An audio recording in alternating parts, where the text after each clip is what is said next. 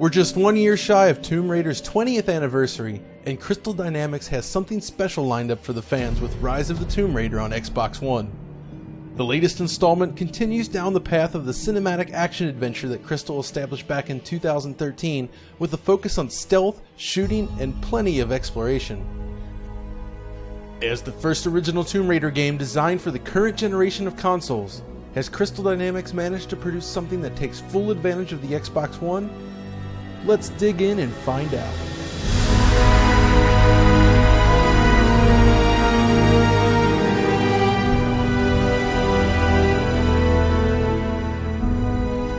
This is John from Digital Foundry, and today we're going to dive into the depths of Rise of the Tomb Raider.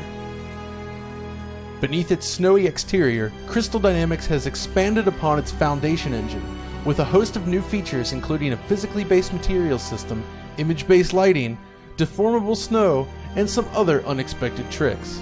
It's a beautifully crafted game with loads of detail packed into every scene, but not everything comes together perfectly.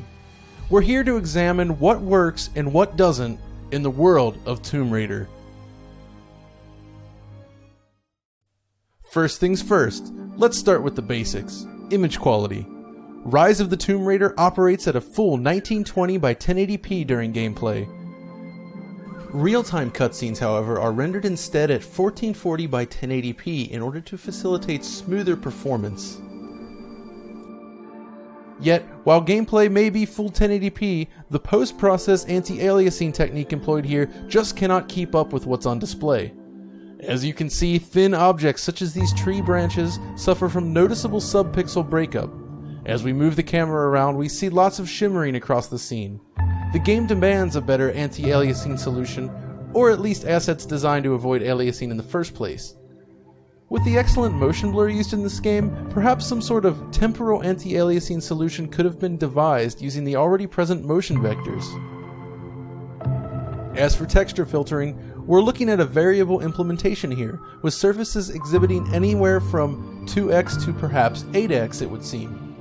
It's not usually a real issue in busier scenes, but certain surfaces do tend to exhibit a loss in texture detail at oblique angles. Moving on, let's look at one of the more significant improvements in the game, character rendering. In this case, Lara is the real star of the show. Starting with her hair, we have the latest iteration of tressFX on display. So what is tressFX? To put it simply, it's a spline-based hair rendering solution featuring thousands of individual strands of rendered hair, which enables more realistic behavior. By utilizing different states based on current character actions, the hair can float realistically in water, blow wildly in the wind, and bounce side to side while running. This time around, the effect feels more refined and is less prone to glitches, though it still can clip through her clothes at times. In addition, the hair takes on the properties of its surrounding. Snow, for instance, can collect on her hair, as you see here. Not unsurprisingly, only Lara receives the tressFX treatment. It's an expensive effect, and utilizing it with other characters and animals would likely not have been feasible here. These other models all utilize standard alpha texture layers instead, which admittedly still manage to look pretty good. Beyond that, skin and clothing on characters are also more realistically depicted. Subsurface scattering, complete with backscattering, is used here, enabling light to pass more realistically over and through facial features. The physically based material system also allows for improved fabric rendering complete with proper Fresnel, giving these materials a suitably fibrous appearance. As with her hair, materials are also impacted by external forces. Lara can show dirt, wetness, snow, and blood, with each respective layer able to coexist with the rest. The only disappointing thing about these systems is that they don't always behave as one might expect. If Lara is caked in blood and dirt, for instance, you'd expect that diving into water would at least wash some of that off.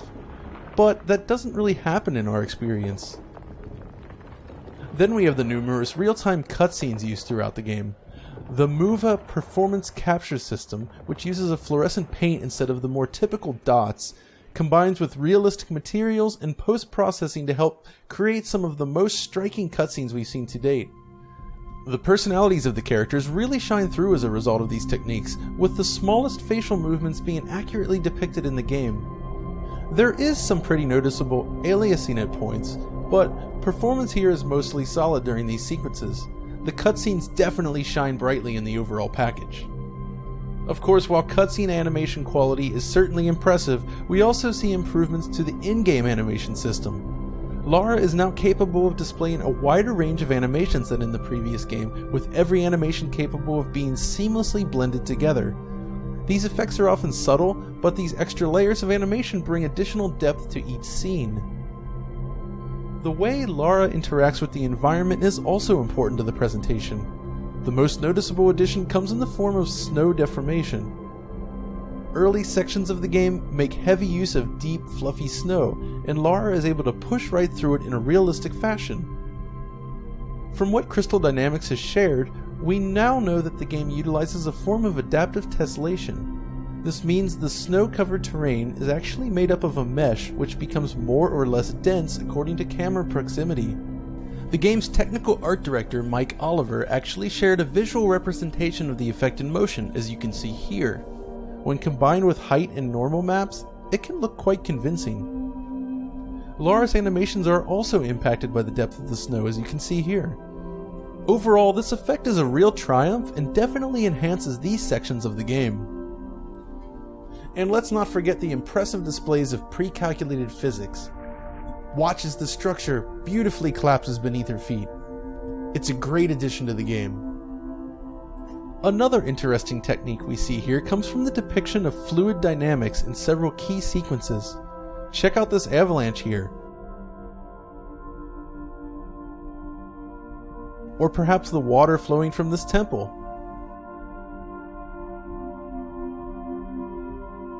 It really looks remarkable in motion, so how did they do it? Well, strangely enough, with video. No, not the scene as a whole, just the effects. You see, these effects were created separately and composited into the real-time game world. The quality of these videos is extremely high, but if you look really closely, you can still spot a few artifacts. From what we've seen, these sequences only play out in controlled scenarios where the player does not have any control. Though they can feed directly into a player-controlled moment as we see here. Mr. Oliver of Crystal Dynamics has also shared a video showcasing the composition of each layer in a real-time sequence. Notice how neatly the effect slots into the scene once the post-processing is complete. It's a very effective technique indeed. Honestly, this is one of the most impressive visual elements we encountered in the game, and it does a great job of blending in with the scenery. There are a lot of other beautiful effects on display here as well. A high quality per object motion blur is employed here, resulting in greater fluidity. It is used both in cutscenes and during gameplay and really helps accentuate the game's action.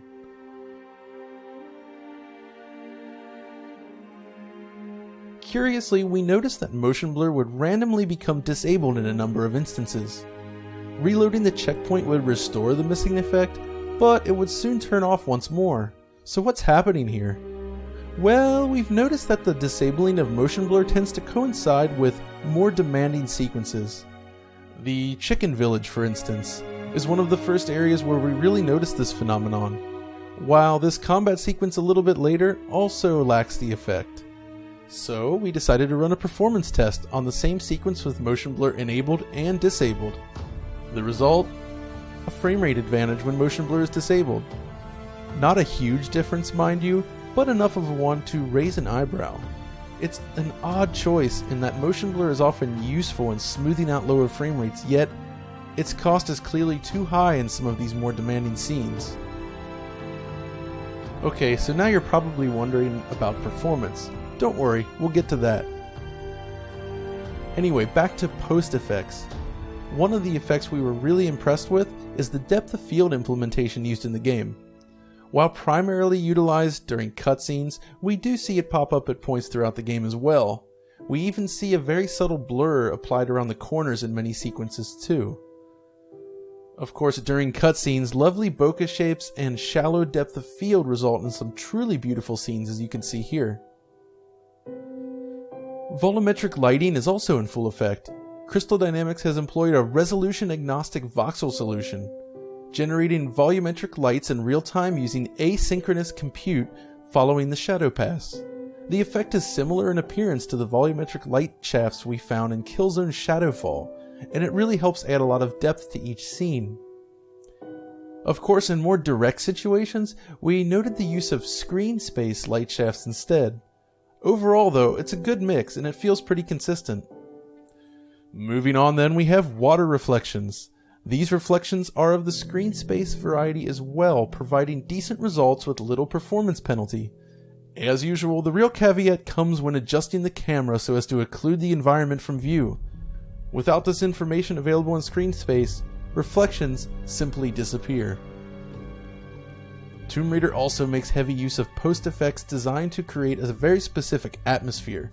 Color grading has been implemented into the mix, enabling the developers to tweak the appearance of each area on a scene-by-scene basis. The wintry landscapes of Siberia sport a cold blue hue, while the temples of Syria focus on more earthly tones. Crystal Dynamics also loves to make use of its adaptive tone mapping feature. You spend a lot of time moving out of small dark spaces into large brightly lit expanses, and the effect is regularly played up. This type of shot is really important in Tomb Raider actually. The game world is constructed in a fairly linear fashion, but you're always given a nice view of what's to come. It definitely feels suitably epic. They even managed to throw in a Dark Souls fog door here. Okay, so we're looking good thus far, but there are a few key areas which don't quite deliver the results we were hoping for. When we first looked at the game back in September, we were unclear as to whether or not the game was making use of physically based rendering. Now after playing the game, however, it's pretty clear that it does. This is then coupled with a new light probe system which helps with indirect lighting. These are becoming increasingly common techniques in the gaming space and can lead to some mighty impressive results. It generally looks quite good, but there are some inconsistencies here. For instance, in this scene, note the light in this area. Beneath this light source you'll see the associated specular highlight. When working with a physically based renderer, energy conservation needs to be respected in order to produce physically correct results. This means the amount of light that is reflected off a surface can never exceed the amount of light hitting that surface. In this case, the specular highlight is of a much higher intensity and a larger size than the light source itself. In a non-PBR situation, artists would have to manually adjust specular highlights to achieve the desired look. When using the energy conservation model, however, the normalized specular function behaves more like a reflection.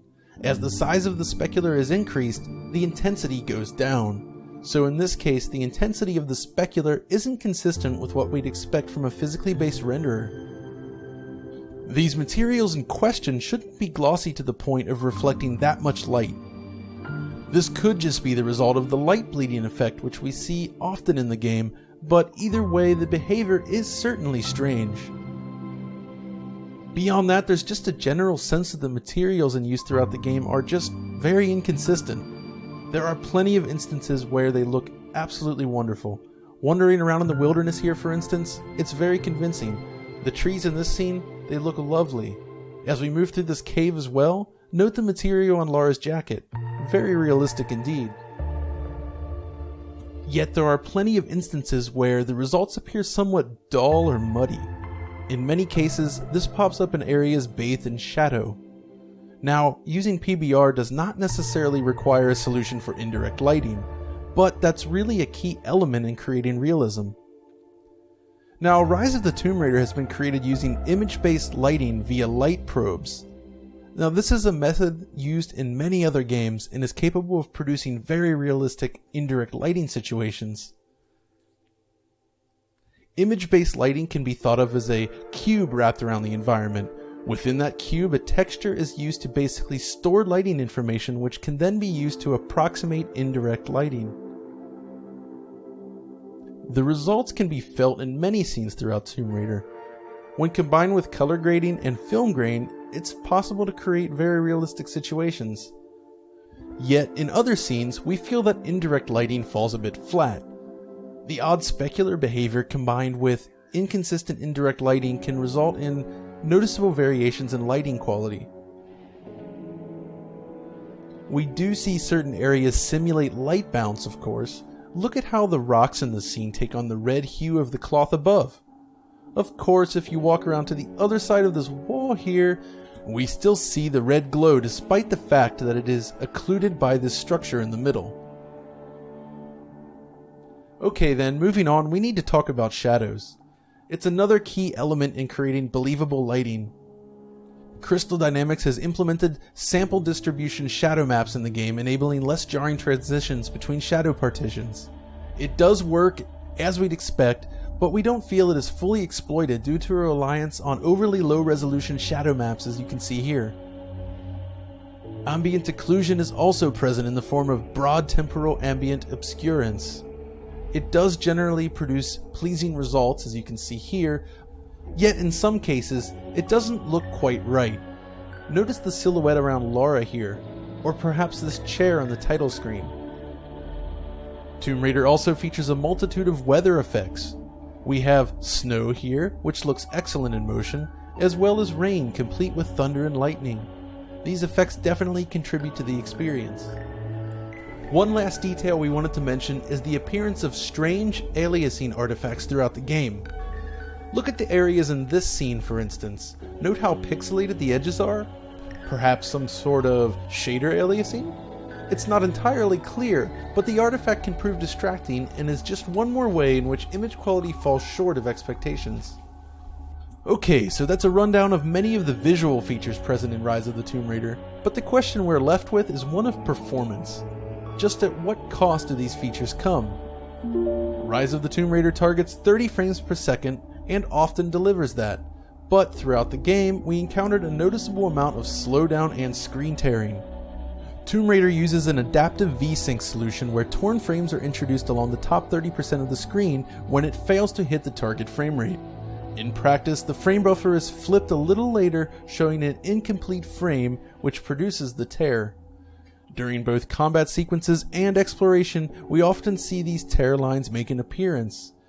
We'll go into more depth in our performance video, but it's worth noting that Rise of the Tomb Raider doesn't deliver the smooth 30 frames per second experience we had hoped. One other issue we have relates to the way the game handles input response. Essentially, Rise of the Tomb Raider appears to operate with a noticeable amount of input latency. This makes aiming more difficult than we feel it should be and can result in an unresponsive experience. It feels more like you're pushing the camera rather than moving it directly. Anyone familiar with the initial release version of Uncharted 3 on PlayStation 3 will likely find a similar situation here. Alright, so with that, we're about out of time. Ultimately, we do feel that Rise of the Tomb Raider is a beautiful looking game, but it's a game with a number of rough edges. There's a lot of advanced technology running behind the scenes, and it can enable breathtaking moments, but it's not always consistent. Alright then, for even more detail, be sure to check out the full article up on the site, and as always, if you like this content and want us to keep producing more, be sure to subscribe to our channel. We really do appreciate it. Anyways, that's all for now. This is John signing off.